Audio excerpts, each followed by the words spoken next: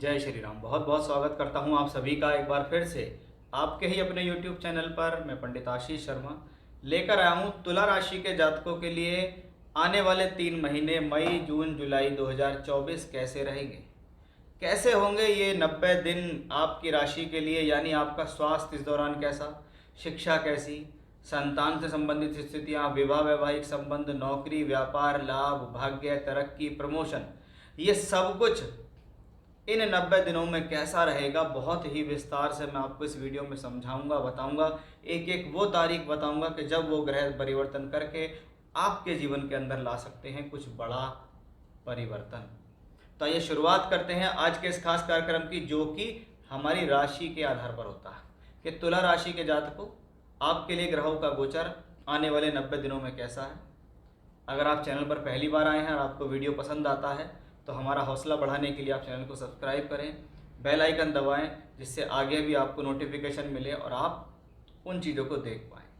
तो आइए शुरुआत करते हैं आज के इस खास वीडियो की कि सबसे पहले देखते हैं कि इन आने वाले 3 महीनों के अंदर हमारा स्वास्थ्य, हमारा सम्मान और हमारी सफलता की स्थितियाँ क्या रहेंगी। और ये सारी की सारी चीज़ें रिप्रेजेंट होती हैं आपकी राशि के मालिक से। कि जैसे हॉरोस्कोप में कहते हैं लगन कुंडली का लगन बली है, लगनेश बली है, तो हॉरोस्कोप बली हो जाती है, सफलता की स्थितियां पॉजिटिव हो जाती हैं।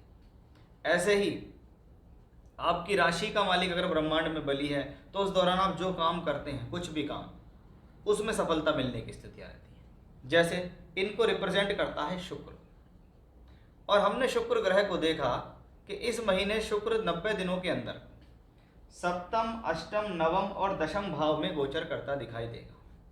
यानी अगर चारों स्थानों को देखा जाए तो कहीं ना कहीं ये चारों स्थान इसके लिए सकारात्मक हैं, क्योंकि 29 अप्रैल से 19 मई तक शुक्र सप्तम भाव में रहेंगे। अब कारक शुक्र सप्तम भाव में है तो सप्तम भाव की ब्यूटी बढ़ेगी, विवाह वैवाहिक संदर्भ में शुभ है, जीवन साथी के सहयोग के लिए शुभ है, आपकी राशि को वापस देखता है तो स्वास्थ्य और सम्मान के लिए अच्छा, सफलता के लिए शुभ है। ये शुक्र ने शुरुआत में ही दर्शा दिया कि शुक्र अपनी ही राशि का मालिक होकर राशि को देख रहा है। अब यही शुक्र स्वराशि का होता है अष्टम में। अब जब अष्टम में वो अपनी ही राशि का हो तो इस पर कोई दोष नहीं है। 8वें घर में गया है शुभ ग्रह, अपनी ही राशि में आपकी अड़चन, दुविधा, परेशानी, प्रॉब्लम्स को सॉल्व करेगा।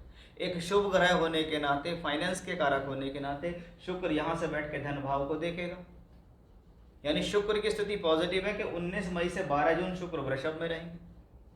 फिर यही शुक्र आ जाएंगे मिथुन राशि के अंदर। मिथुन राशि, इसको हम 9th हाउस कहते हैं, राशि का मालिक नवम भाव में कि मेरी राशि से मेरा भाग्य जुड़ गया। 12 जून से 6 जुलाई के बीच में ये मिथुन में रहेगा। यानी यहाँ 9th हाउस से मेरा जुड़ना धन के लिए शुभ है, क्योंकि 9वां घर लक्ष्मी त्रिकोण है। भाग्य के लिए शुभ है, क्योंकि 9वां घर भाग्य का स्थान है। पिता के साथ सहयोग के लिए अच्छा है। हम जिस काम में हाथ डालेंगे हमें ईश्वर की कृपा मिलेगी। वहीं ये शुक्र ग्रह 6 जुलाई से 31 जुलाई के अंत तक शुक्र दशम भाव में रहेंगे। राशि का मालिक दशम में कर्म कार्य क्षेत्र के लिए अनुकूलता दिखाता है। ये वो समय होगा जहां अपॉर्चुनिटी मिलेगी, काम आएगा, काम में सफलता मिलेगी और आपको फायदा मिलेगा। यानी सबसे पहली जरूरी चीज कि राशि के मालिक ने ये प्रबलता रख दी कि भैया मैं इस महीने आपके लिए तैयार हूँ। आप कुछ भी काम कर रहे हो, चाहे पढ़ रहे हो, नौकरी तलाश कर रहे हो, नौकरी के लिए प्रयास कर रहे हो, प्रमोशन की इच्छा रखते हो, काम बढ़ने की इच्छा रखते हो, व्यापार करते हो, तो आपके लिए स्थितियाँ शुभ हो रही। दूसरी स्थिति, इन 3 महीनों में आपका कैसा रहेगा भाग्य, धन, प्रमोशन, विवाह और शिक्षा। आइए इनको देखते हैं कौन से ग्रह इनको रिप्रेजेंट करते हैं। हमने शुक्र की स्थिति को देखा, वो बहुत बली निकली। हमने बुध की स्थिति को देखना शुरू करते हैं। हम देखते हैं कि भाग्य का मालिक भाग्य ही स्थान में रहेगा बुध इन 3 महीनों में। अधिकतम देखा जाए तो जून और जुलाई के महीनों में बुध ग्रह की स्थितियां भाग्य स्थान, कर्म और लाभ स्थान में होंगी। और भाग्य का मालिक जब इन्हीं स्थानों में चले, अपने भाव में है, यहाँ पर है, यहाँ पर है, इसका मतलब ये स्थिति आपके लिए सुचारू रूप से बेहतर है, अनुकूल है। यहाँ बृहस्पति गलत लिखे गए हैं, यहाँ बृहस्पति यहाँ नहीं है, यहाँ है, और यहाँ से बृहस्पति धन के कारक होकर दूसरे घर को देखते भी हैं। इसका मतलब बुध ग्रह की स्थिति लगातार अगर आप देखें तो सबसे पहले हमने देखा 14 जून से 29 जून मिथुन में, 29 जून से 19 जुलाई कर्क में और फिर बाद में सिंह में, यानी यह तीनों स्थिति भाग्य को बढ़ावा देने वाली, कर्म को बेहतर करने वाली, लाभ को अच्छी करने वाली। एग्जैक्टली शुक्र की तरह काम कर रहा है बुध यहाँ। जैसे शुक्र का गोचर यहाँ से यहाँ तक चल रहा था, ऐसे ही बुध का गोचर यहाँ से यहाँ तक चल रहा है, यानी भाग्य भी साथ दे रहा है। धन कौन देता है आपको? धन देता है आपको मंगल। वो मंगल यहां पहुंच जाएंगे और जब ये मंगल यहां होंगे तो 1 जून से 12 जुलाई तक मंगल सप्तम भाव में सप्तमेश होकर बैठेंगे। अब सप्तम भाव में सप्तमेश होकर बैठना, सूर्य का उसके साथ होना, ये एक धन योग है। सप्तम में विवाह वैवाहिक संबंधों के लिए ठीक है। सप्तम में विवाह कराने में सक्षम है। सप्तम में है पद प्राप्ति के लिए अच्छा है, कर्म कार्य क्षेत्र के लिए अच्छा है, एनर्जी ऊर्जा उत्साह के लिए अच्छा है, क्योंकि 7वें घर के पूरे रिजल्ट देगा मंगल स्वराशि के होकर। यानी देखा जाए तो 1 जून से 12 जुलाई तक मंगल का मेष राशि में जाना एक बहुत ही सकारात्मक स्थिति को दिखाता है। ये वही मंगल है जो यहाँ से बैठ के अपने धन भाव को भी देखता है, और मंगल अष्टम भाव में है। कब है? 12 जुलाई से मंगल वृषभ में आ जाएंगे और यहाँ से बैठकर मंगल की चौथी दृष्टि यहाँ और यहाँ, यानी जैसा शुक्र जैसा बुध वैसा ही मंगल भी फल देगा।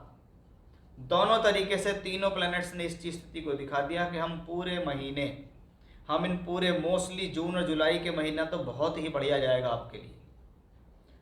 मई के महीने में थोड़ा सा संघर्ष रह सकता है, लेकिन जुलाई का महीना आपके लिए बहुत ही खास होगा।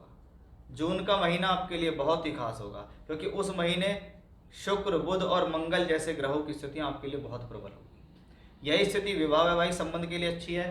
तो पंचम भाव में पंचमेश शनि है, इसकी सप्तम भाव पर दृष्टि पड़ रही है जहाँ पे मंगल, यानी फिर से विवाह का संयोग बनता दिखता है। यानी विवाह के लिए ये महीना काफी प्रबल है। धन के लिए अच्छा है, क्योंकि शनि को देखिए यहाँ से बैठकर दूसरे घर को देख रहा है, तो मंगल भी लगातार दूसरे घर को देख रहा है, यानी शनि मंगल की स्थिति, बृहस्पति यहाँ से बैठ के देख रहे हैं, तो ये धन योग है। इसको कहते हैं तरक्की का समय, इसको कहते हैं लाभ का समय।